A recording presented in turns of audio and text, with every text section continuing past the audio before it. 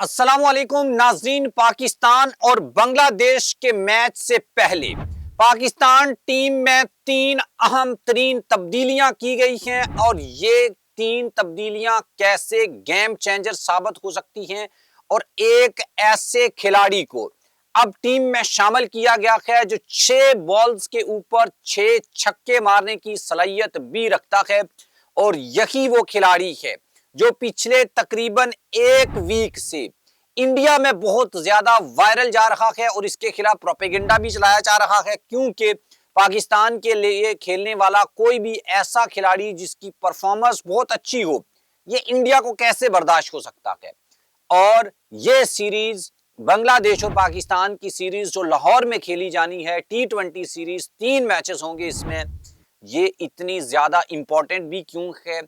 इसमें कई लोगों के इम्तिहान भी हैं और कई लोगों का ये फ्यूचर बना भी सकती है और बहुत सारे ऐसे खिलाड़ी हैं जो इस सीरीज का पार्ट नहीं है, लेकिन ये सीरीज उनका फ्यूचर, उनका करियर, उनका मुस्तकबिल भी खत्म कर सकती है। वो कौन से खिलाड़ी हैं उसके ऊपर भी हम बात करेंगे। आप हमारे चैनल को सब्सक्राइब कर लें, बेल आइकन को आपने लाजमी प्रेस करना है और कमेंट बॉक्स में आपने अपनी ओपिनियन लाजमी लिखनी है।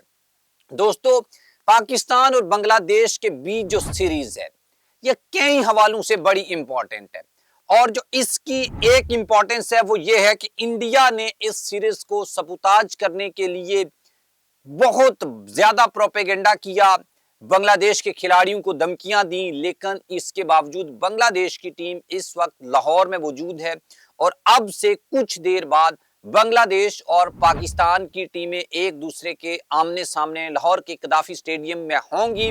कुछ तब्दीलियां की गई हैं। बांग्लादेश की टीम को बिल्कुल भी हल्का नहीं लेना, क्योंकि बांग्लादेश की टीम बहुत तगड़ी और बैलेंस टीम है और पाकिस्तान को शिकस्त देने की भरपूर सलाहियत भी रखती है, यानी कि अगर हमने उनको हल्का लिया। अदरवाइज पाकिस्तान की टीम भी बहुत तगड़ी है। PSL के परफॉर्मर, जिन खिलाड़ियों ने अच्छी कारकर्दगी का मुजाहरा किया है, वो इस टीम का हिस्सा हैं। सबसे बड़े 2 खिलाड़ी जिसका मैं भी फैन हूं और आपको भी बड़ी बेताबी के साथ उनका इंतजार होगा, और उनमें से एक तो चैंपियन टीम का हिस्सा है फखर जमान, सबसे मोस्ट इंपैक्टफुल प्लेयर, और उसके साथ एक दूसरा इमर्जिंग सुपरस्टार साइम अयूब, जिसका सबको इंतजार है कि वो टीम का हिस्सा बने। वो आज लाहौर में आपको फुल एक्शन में दिखाई देंगे। दोस्तों, बांग्लादेश के खिलाफ T20 सीरीज के लिए पाकिस्तान के स्क्वाड में एक तब्दीली भी की गई है। ये वो तब्दीली है जो मैच से जस्ट पहले की गई है।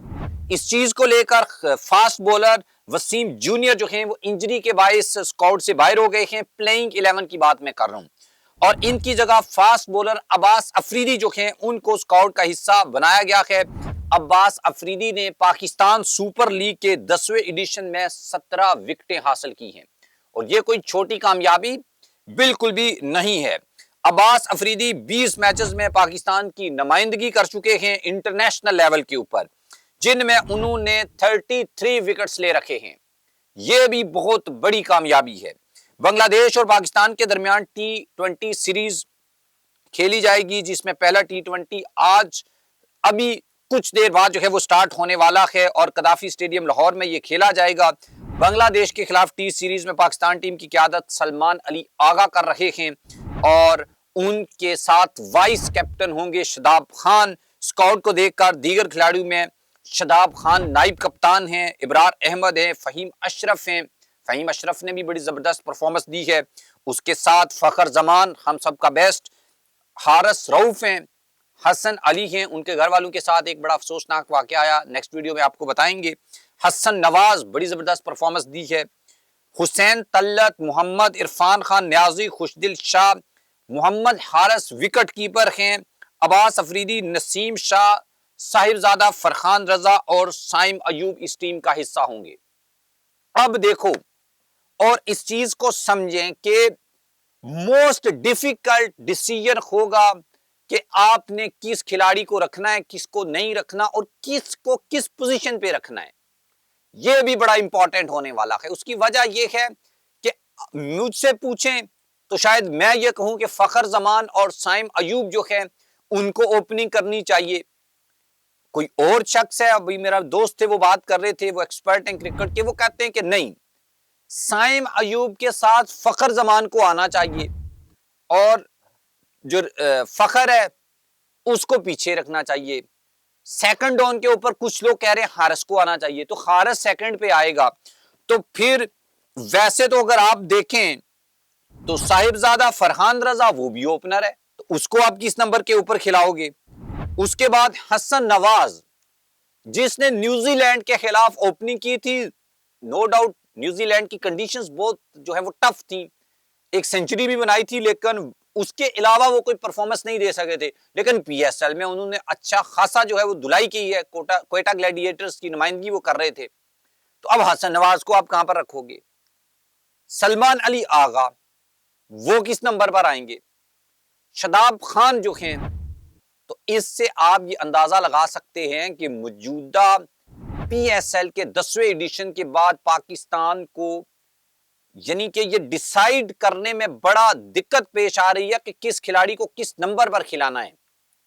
और उसके बाद इस टीम में पाकिस्तान के दो बड़े व्हाइट बॉल के सुपरस्टार मोहम्मद रिजवान और बाबर आजम की जगह ही नहीं बन रही, और उनको स्काउट में शामिल ही नहीं किया। उनको 11 में प्लेइंग 11 में तो छोड़ो, उनको 16 रुकनी स्काउट में भी शामिल नहीं किया गया।